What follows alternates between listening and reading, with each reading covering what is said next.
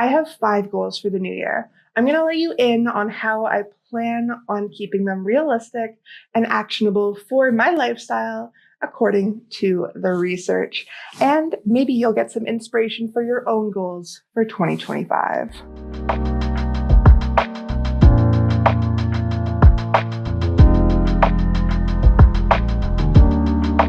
Welcome back to my channel. If we haven't met yet before, hi, my name is Vera. I'm a certified personal trainer and flexibility coach. My whole thing is making sure you feel good in your body through movement. So today, a little bit different. I actually want to talk about goal setting. So I've actually been doing a lot of research into the science behind goal setting, and I think it's so interesting. I thought I would share what my goals are for the new year to give you some insight on how you can create your own goals. So besides going over my goals, I'm also going to be sharing with you the main 2 components of any good goal, the most common mistakes people make with goals that have them falling off, and also just really getting started with those goals. So let's talk a little bit about resolutions because it is almost New Year's. And for the last 10 or 12 years, I have not made a New Year's resolution. There's a few reasons why I haven't. One being I'm not good at keeping resolutions like most people. I fall off. A lot of people fall off after a month or even that 3-month mark. Very common. I am one of those people. And then the other thing is that guilt and shame for falling off. Okay, it doesn't feel good to not reach that goal, to try so hard and just burn out. It doesn't feel great. So that's my second reason. And then the third, I was a fat kid growing up in the early 2000s. Diet culture was rough. Okay, it still is, but then that was something else. So growing up, of course, a lot of resolutions were based around weight loss. And I did try a lot. I tried dieting so much and different exercise regimens, all these different things to make New Year's my resolution to be weight loss. And of course, it didn't work because, like I said, I'm not good at keeping them. And then, like I also said, the guilt and shame. So it becomes a spiral of just guilt and shame and not being able to reach this thing and then not being in a socially acceptable body. And it was not the vibe. All right. So I stopped having resolutions. But January 1st, 2024 came around and I thought, should I have a resolution? No, it wasn't then. It was mid-January where I went for a walk. And I usually don't go on walks in the winter because I'm in Toronto, Canada. It's freezing cold out. Why would I do that? But I did. And I don't know what it was about going on that walk because it is a walk I've taken hundreds of times before in my neighborhood. It is not some new magical walk for me. But I thought, I'm going to do this again. And I'm going to see how often I can do this. And I'm going to keep trying to do it. I didn't have a set goal or anything like that. I just was like, I'm just going to keep walking. I'm going to walk every day. Now, did I walk every single day? No, because I'm human. But I, for the last year, have walked maybe 4 to 6 times a day. Or sorry, not a day. Oh my gosh, a week. 4 to 6 times a week. I've gone on a walk since mid-January, like 12 months ago. And I've really enjoyed it. I have no plans on quitting, right? And I've noticed, by the time summer came around, I was like, all right, like I got some momentum going with this walk. So when fall came around, I was like, okay, the weather's not so hot now. I want to go on hikes. And I went on one on a weekend. The next weekend I went on one. And the second one was when I was like, I'm going to see if I can go on a hike every weekend, or at least like once a week. And I remember saying to myself, if I don't, that's fine. Not the end of the world, but I'm going to see if I can do it just to see. And I do like hiking because, of course, it's similar to walking. So I went on a hike and I went on a hike every single weekend of fall. Okay. And it was great. I loved it. It was lovely. And then by the time the snow started coming out, so I was like, all right, I think it's time to end that for now. And I'll bring it back up because I do not like hiking in winter. Okay. And so once it started snowing, I stopped the hiking and I was like, all right, well, I'm going to start waking up early. And I've been doing that recently. And, some days are not amazing, but generally I've been really good with it. And I'm kind of like shocked at myself that I've had these 3 goals over this year and I've been able to hit them all. And I'm like, I've never been able to do this before. What happened? Like, what changed? I don't understand. Then I looked into the research of it. And really, once I looked into the research behind goal setting, it just clicked. It made so much sense. So I'm going to go over all that, of course.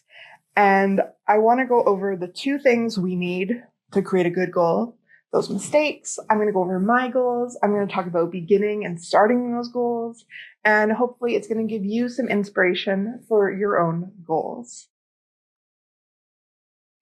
There are 2 main aspects to a goal to make sure it really works for us. And the Mel Robbins podcast actually went into this and I loved it so much.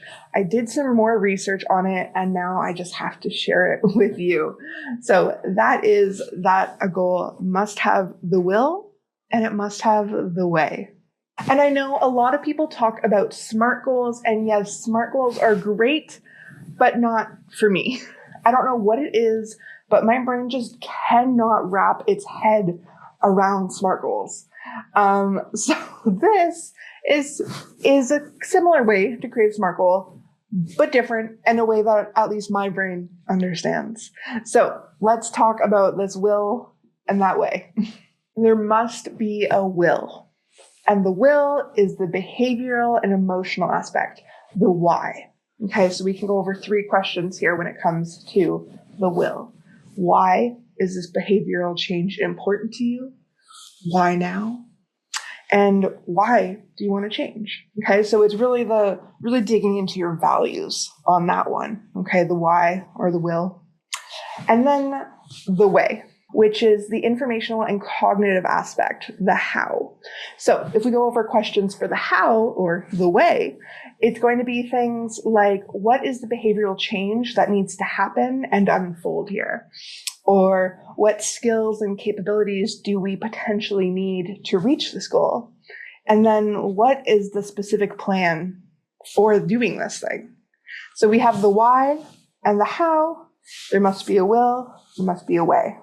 And let's be real, if we break it down, isn't it saying we need a why and a how so much easier than saying we need like specific, timely, measurable, attainable, realistic? I can barely remember those ones. Okay, but even though we have a will and the way, we can still be making mistakes along our journey. So I want to go over the top 5 mistakes people make when it comes to goal setting. So as we go through my list of goals and we consider your goals, we can make sure we're not actually making any of those mistakes right off the get-go. So we're actually starting strong. So number 1 is we create a goal and then we focus too much on the how, not enough on the why. So when we're focusing too much on the how and not the why, that's when we just start going directionless. We don't know why we're doing the goal. And of course, we fall off. So unless we're actually changing the why and redirecting, which is totally fine, we want to remember the exact why we're doing that goal. Why are we doing it? What is it related to us? What value does it have towards us that makes us say, this is the goal and this is why we're doing it. This is why it's important to us to do it. Number 2 is setting too many goals. Research has shown if you set too many goals at the same time, nothing gets done. It's very much an overwhelm of seeing all these different to-do lists for each goal and then just being like, nope, I'm going to go into paralysis mode, not doing anything. Goodbye. Very much that. So I know for myself, because I have 5 goals, I am actually splitting them up over time. So I don't actually have to deal with that overwhelm. From what I've read, 1 to 3 goals is kind of like a good spot to deal with at a time. Number 3 is not refining a goal and missing that sweet spot. So we're looking between too easy and too hard. Too easy, looking at it and saying, oh, it's going to take me 2 seconds.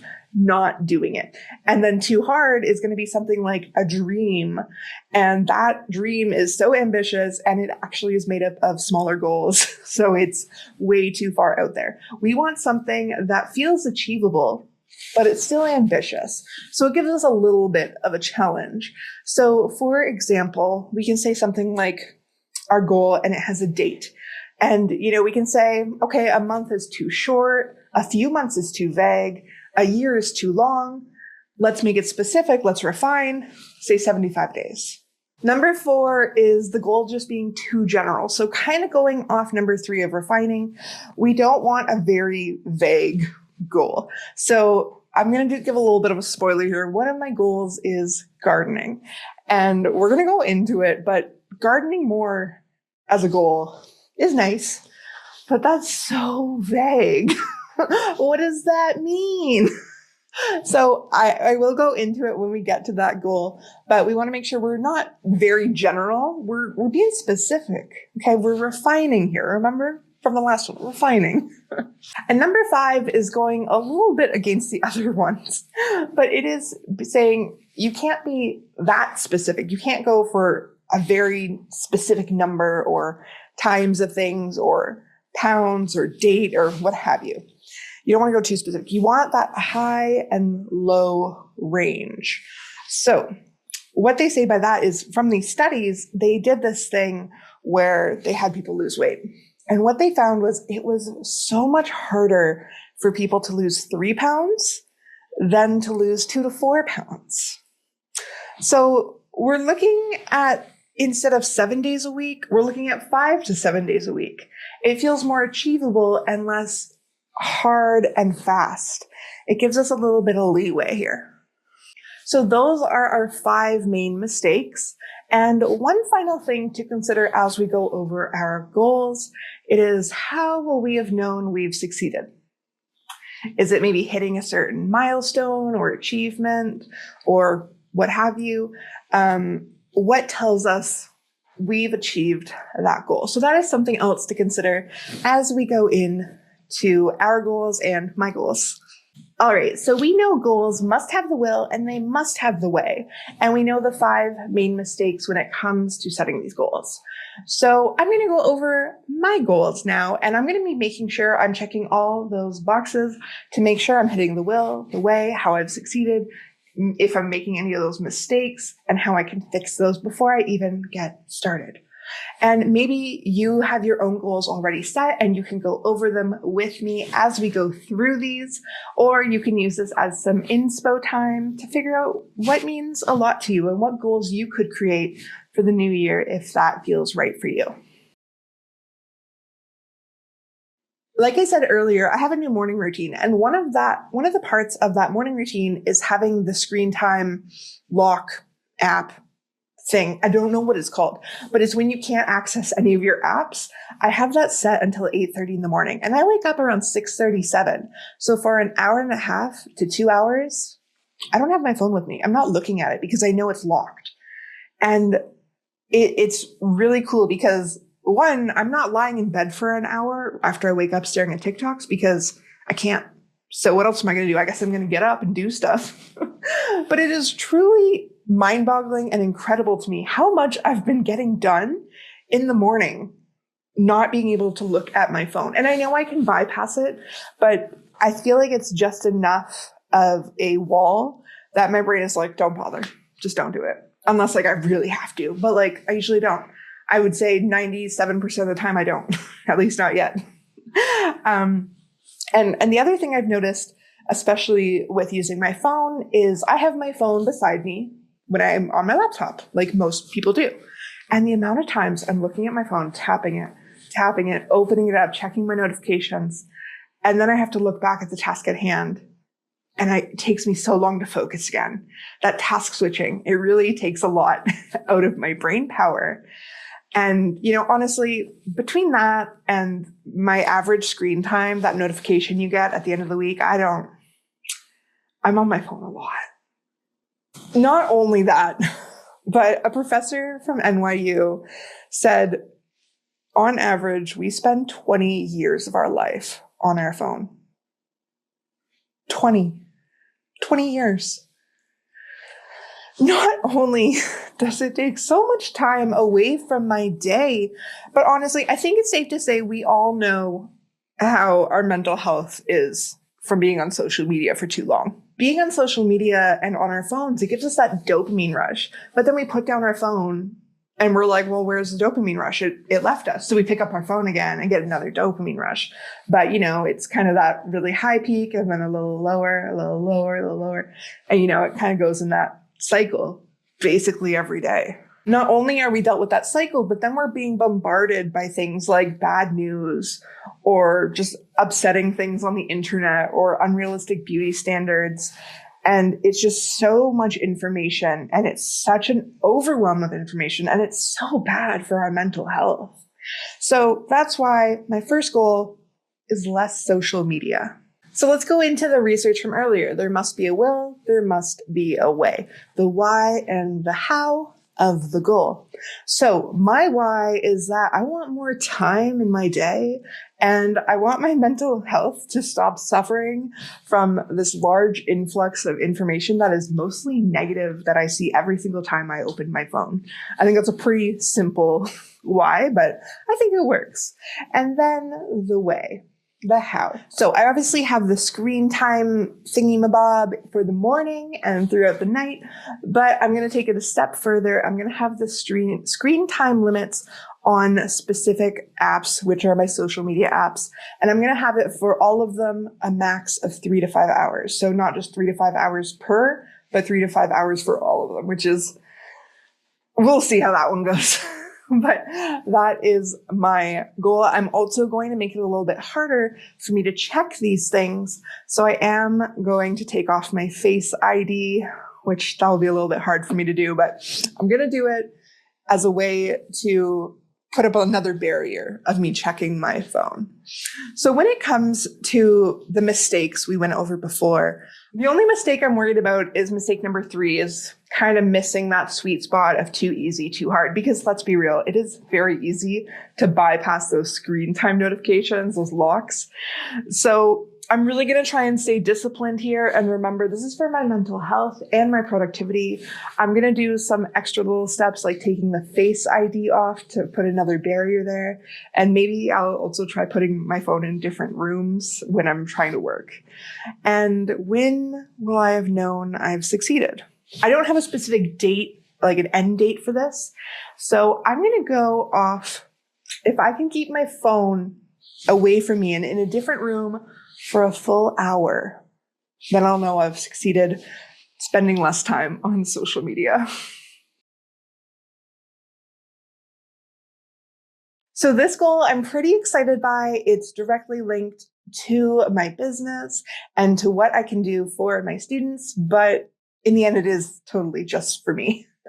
And that is adding more loaded stretches into my own flexibility practice. So that is using weights and resistance bands just a lot more than I have been the last few months. So loaded stretches, just for some context here, it's just stretches with weights. And it helps you push a little bit further into that end range because of the weight. So a weighted squat is a perfect definition of a loaded stretch. Because if we break it down, a squat in its pure essence is just a stretch. But then adding a barbell or weights or something like that, you're then stretching and maximally contracting your muscles in the end range. And it does lead to hypertrophy. Basically to say, I want to be stronger. And loaded stretching is a novel training stimulus, which will lead to immediate muscle growth. So when it comes to the will and the way, the will being the why, for me, it's because I fell off my strength training regimen in early 2024 and I want it back. Truly, it is really important to me to make sure I'm feeling strong, not only flexible, but strong and flexible.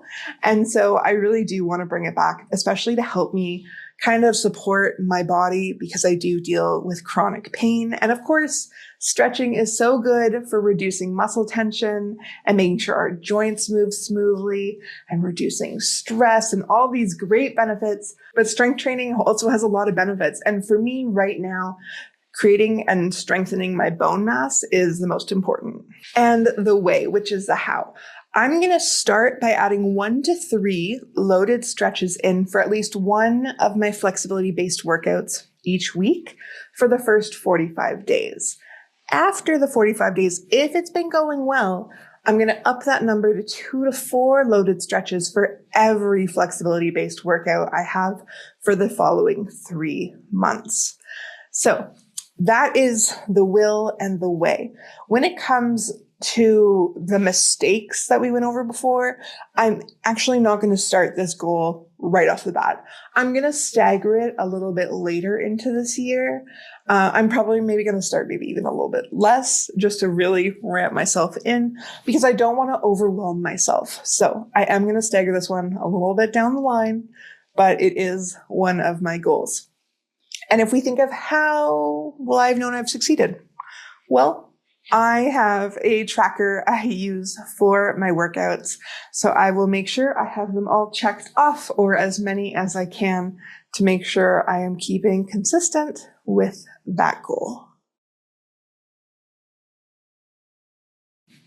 The amount of times I've seen people say there are 2 different hobbies, reading books or collecting books, and unfortunately, I am the latter. Yeah, but I have really gotten into audiobooks this year. To my surprise, I didn't think I would, but here I am. I love a good audiobook to the point I've actually put in my Goodreads, and my original goal for Goodreads was 12. I wanted to read or listen to 12 books this year, and I hit 30. So I am actually such a fan of nonfiction books. Even as a kid, I would buy botanical and animal books. And I don't know if you remember that Egyptology book that everyone was obsessed with in the early 2000s. I love that book. So some of the books this year that I've read include Survival of the Friendliest, Braiding Sweetgrass, Atlas of the Heart, Freedom is a Constant Struggle, Do Nothing, The Art of Communicating, Atomic Habits, and Belly of the Beast. So I'm really excited that I'm getting back into books, even as audiobooks. I love it because really I don't always feel like I have the time to just sit down and open a book, or even if I'm outside, the pages, they're too white and shining in my face from the sun and I get blinded and it's a whole thing. But audiobooks, I can listen to them on my walks that I go on every week. I can listen to them when I'm driving. I can just listen to them when I'm just doing things around my house.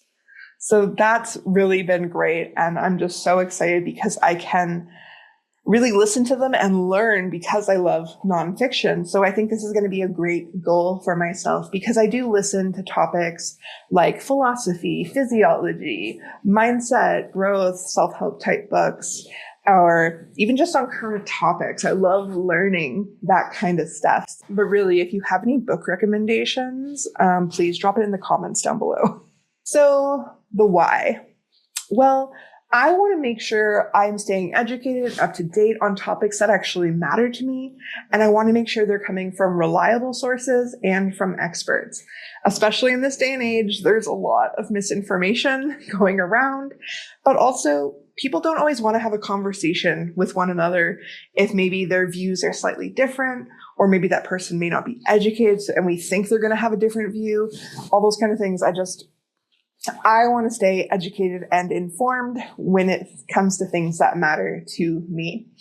And I would really rather focus on learning this stuff and being able to share that knowledge with people and having conversations about it and listening to what they have to say about it and having that data and research networking, because I do think it's really important for us to grow, but also just to move forward as a community. And then we have the how.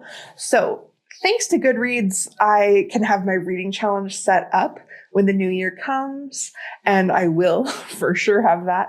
I'm also going to create a list, also because I love lists, but I'm going to have a list of my Goodreads want to read books, because then when I have those titles listed out, I can see what topics they are. I can see if they're available as an audiobook or just paperback copy, if I can get it from Libby or loan it from my library, or maybe if I do have to buy it. So I can kind of organize it to kind of have an idea of what's next? Because previously, as in this year, I was just kind of like, well, and I would just kind of sit blank for like a solid week or two before I picked the next one. So just have a little bit of a plan of what's next. And so my specific goal, or my specific plan, sorry for this, is 40 to 50 books over the full year, and listening to my audiobooks or reading the books for a minimum of 20 minutes per weekday. So I'm not going to count weekends. I want to take a little bit of time off. But on weekdays, I want to try to aim for a minimum 20 minutes a day to get through 40 to 50 books. And so, like I said, I hit 30 books this year. I think 40, I think I can do it because, I think of how many times I just like didn't read or listen to an audiobook for like a week and a half. And then I'm like, oh yeah, I still have this. It's going to be returned soon. I should listen to it. So I think 40 to 50 is going to be a good goal for me. And then, doing it roughly at minimum 20 minutes a day, no matter what, if I'm walking, driving, or if I'm just sitting at home all day. And again, I'll know I've succeeded because at the end of the year, Goodreads will tell me if I've hit that number or not. I love plants. I have over 80 plants in my home that are currently alive. And then on my property, I have four different garden beds in my property. And then I have 2 raised garden beds for my veggies. Not only that, but my on-demand library for my flexibility videos is called The Garden, and my one-on-one private sessions are called Bloom. So if that doesn't tell you anything. So gardening is a great goal because it's something I do love. But like I was saying before when we went over those mistakes, it's really vague. It's a very general goal. Gardening more? What does that even mean? Like, am I gardening inside? Am I gardening outside? Am I growing the veggies? Am I growing flowers? Like, what am I doing? So one of my garden beds is the largest in my backyard. And I guess you could say it's very disorganized. The plants are everywhere. In the sense of I have short plants in front of my tall plants, and the tall plants are creating too much shade for the small plants, so they're dying out. Or I have plants too closely planted together and they're overcrowding each other. I also just have stepping stones that I meant to put in that garden, just like laying against the fence, and they've been there for a few years. Like, I don't think the average person who does not have a green thumb would notice how messy it looks, because I have had compliments on this garden before, but to me, and I think to anyone who has a green thumb, they would look at it and be like, oh, yeah, okay. I want to make sure my garden is not only looking its best, but also thriving. So there aren't flowers that are growing really small because they don't have enough light, or they're dying because other roots are really getting into them and overpowering the other plant. So I'm going to make this goal, instead of just gardening more, I'm going to be saying I'm going to be replanting, reorganizing, and really just making sure that very specific garden bed is looking its best this year. So the will is to make me feel more content and more at peace when I hang out in my garden when it's nice out, because I do love to be in my backyard and hanging out beside it. But I want to make sure I'm looking at something pretty. But also knowing that I have my garden set up properly means I'm not going to be stepping on plants. I'm not going to have plants being overcrowded. They're going to be spaced out, and it's just going to be more visually appealing, and it's going to be healthier for the plants themselves. I do know this is a good time to have this goal because my plants have kind of reached an age of maturity where I know they're not going to be getting too much bigger. So if I do move them, I don't have to worry about it being too close or too far away that it looks weird or anything like that. So this is a good time to have this goal. For the way, I won't be able to actually really start this until April because, again, I'm in Toronto. The ground is frozen outside, but I can do a little bit of research and planning to make sure I'm doing everything I can as we get towards the growing season. So the way won't be until April because Of course, the ground is frozen right now here in Toronto, but I can start some planning on and research to make sure I'm being as efficient as I can when the time comes to get to this garden bed. So this goal doesn't require many skills, but it does require some time management because, like I said, it is a large garden bed. So I have done this before. I've visually broken up the garden bed into 4 sections, which I think is great because now I can think of it as section 1, section 2, 3, 4. And for week 1, which will probably be mid-April, I can just focus on 50% of section 1. The next week, I can look at 50% of section 2, so on, so on. I say 50% because part of it is uprooting plants and replanting them, but another part is just doing the hardscaping. So like the edging of the garden bed that I kind of have to do every year, or putting down those stepping stones finally, things like that. So I'm going to say 50% of one section per week until I get it done, which will probably take me about 8 weeks. And I'll have known I succeeded with this goal when I can lie back on my lounge chair in my backyard and not be so anxious thinking about all the things I have to do with that garden bed. My final goal is finding some more gratitude for my body. Now, I already practice body neutrality, which is not to focus on the negatives or the positives of the body, but to just accept it as it is and to respect that. And I love the roots of body positivity and where it comes from. I think it's so important where it comes from. But right now, I think body neutrality is a lot more important because I don't really want to focus on my body at all, positive or negative. Not every single day I'm going to be in love with all parts of my body, but I can show respect to it and appreciate all it can do as it carries me through this life. Honestly, I'd rather see my body in something other than negative or positive light. I would rather just see it as it is a body. That's all it is. And that's what I've been doing. And I have been practicing body neutrality for a while now, but I do want to take it a step further. In the world of neuroscience, there's been multiple studies to show how great practicing gratitude is for us.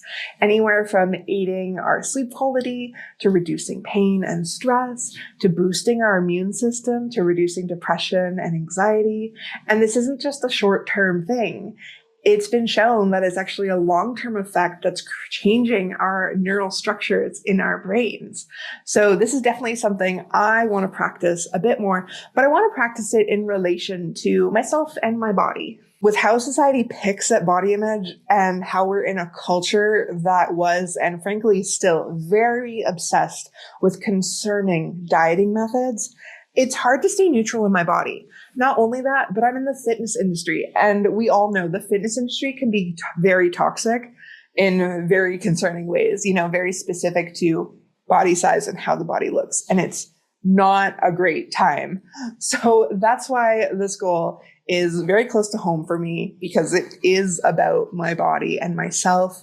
And it's really about strengthening my relationship with myself and with my body by practicing gratitude. The why is that I love the science behind gratitude. The fact that you can improve your sleep, you can boost your immune system, you can reduce pain and all these other benefits. I think that is so neat. So I do want to treat this a little bit like a science experiment because I want to see how I will personally be affected by practicing gratitude on myself and on my body. But I also believe this will just strengthen my relationship to myself with body neutrality that I'm already fostering. The way I'm going to be doing this 4 to 5 times a week for a full month. And I'm going to be tracking it 2 different ways. The first way is going to be my daily tracker to make sure I'm just doing it, which is going to be through the Finch app, which is an app I use. It's the cutest little thing. It's a self-care app one of my students told me about. And you basically take care of a little bird and you just check off your to-do list of self-care items.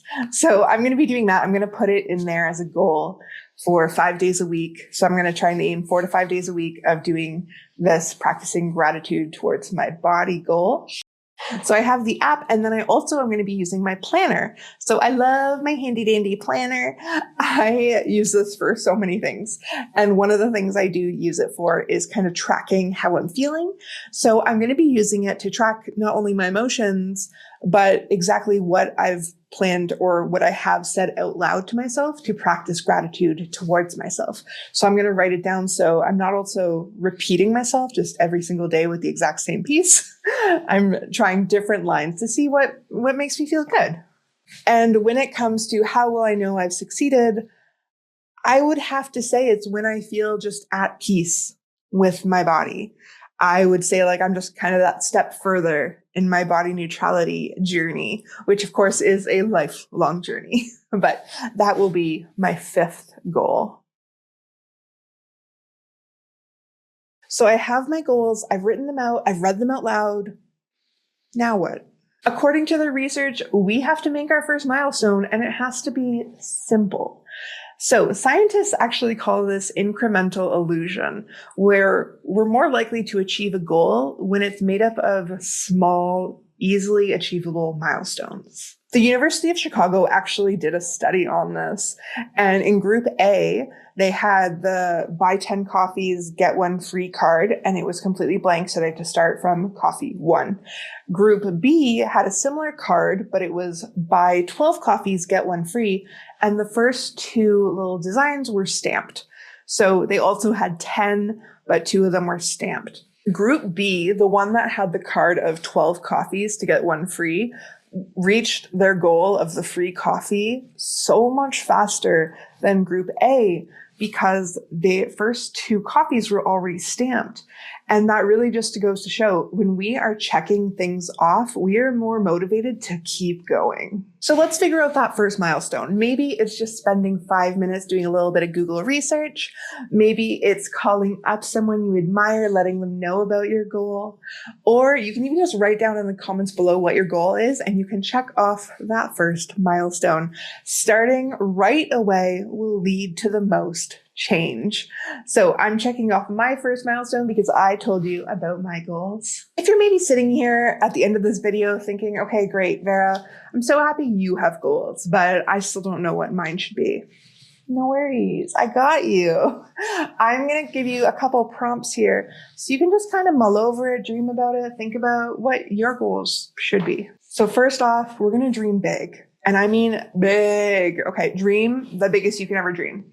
And then scale it back. Okay. That is actually science backed where, we go really big and scale it back. We're bringing it down to something manageable. And then, our next goal can add on to that. Our next goal can add on to that. And so on and so forth until you get to that really big dream. Prompt number 2 is when you don't want to think about the start, you should think about the end. And the end being death. So if you are on your deathbed and you look back at your life, what do you want to see you've achieved? If we think about that, then we can think, okay, what is a goal that will lead us in that direction? Let's work on that. Prompt number 3 is getting quiet. So that is practicing some mindfulness, doing a meditation, or even going on a walk in silence. We're going to let our brain get real quiet here and let our voice be heard. Okay. So that is when you're going to find things and goals are going to pop up that are not only the most enjoyable to you, but the most relevant and the most personable too. And the final prompt is from Cornell University, and that is the suggestion of using the third person perspective. So kind of distancing yourself, and it comes off more authoritative in a way to say, well, for example, Vera wants to be more grateful to their body this year. Or Vera would love to read 40 to 50 books this year. It comes off more authoritative, like, of course Vera's going to do that, right? So whatever your goal is, I do encourage you to take one small step towards them today. And maybe that is just calling up a friend or someone you love and admire, letting them know about the goal and asking for their support. And maybe you can hear their goal too. I cannot wait to hear what your goals are, those tiny actions you're going to be taking to reach those goals, and to even find out you have reached and achieved those goals. But until then, I want you to stay flexy, stay hydrated, and I'll see you again soon.